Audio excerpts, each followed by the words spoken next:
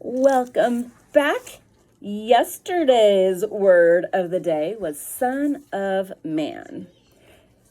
Luke chapter 19, verse 10 is the reference for this, and it says, "The Son of Man came to look for the lost and save them." And Jesus is speaking to Zacchaeus right after. If you know Zacchaeus' story, he was this tax collector, and he was pretty short. And he heard Jesus was coming by. Well, people don't really like tax collectors, especially when the tax collectors are legally allowed to steal from them by charging and overcharging unfair rates. So Zacchaeus climbs this tree, and so he can see Jesus and the whole procession of disciples as they come through town. Jesus stops and looks up at the tree and says, "Zacchaeus, come on down. I'm going to your house today," which meant Jesus just invited himself over for dinner. If you remember the word friends, when we used Jesus is a friend, it says, "The Son of Man came eating and drinking, and they say, 'Here is a glutton and a drunkard, a friend of tax collectors and sinners.'" This is from Matthew, and it's connected to the same story. After Zacchaeus came down from the tree and went to his house and served Jesus and his disciples lunch, it was a pretty opulent place. Zacchaeus was rich.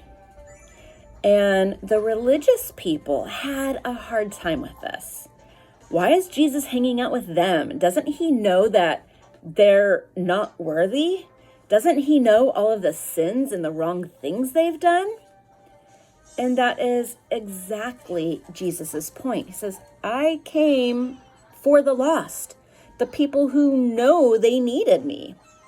The religious people thought they had it all together, and they thought they knew what God was all about.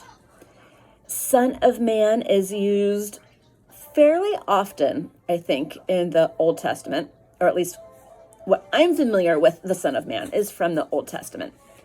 And Jesus often likes to quote and play with the ideas that are found in the prophets and Daniel especially. So in the book Ezekiel, God is talking to the prophet as Son of Man. And in Daniel chapter 7, Daniel has this vision, and it's a vision of the end times. And he says he sees the Son of Man coming up to God with the clouds. The next chapter of Daniel, one of the angels refers to Daniel the prophet as a son of man. He says, "Son of man, don't be alarmed too much. This is about the end of days."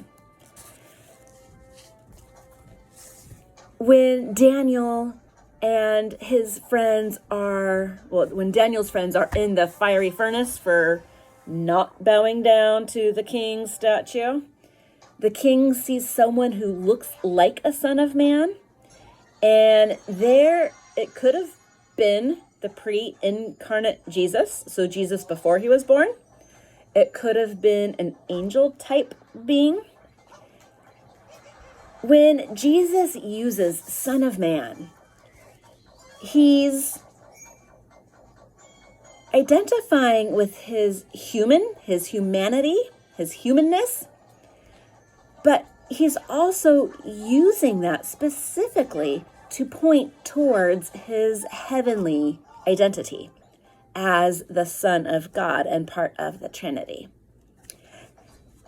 So there's my take on the Son of Man and some of the different ways it's used in our scriptures, Old Testament and New Testament. And I hope you have fun with this, because the Son of Man came to eat and hang out with sinners to save them. All right? Take care and pass the good news forward.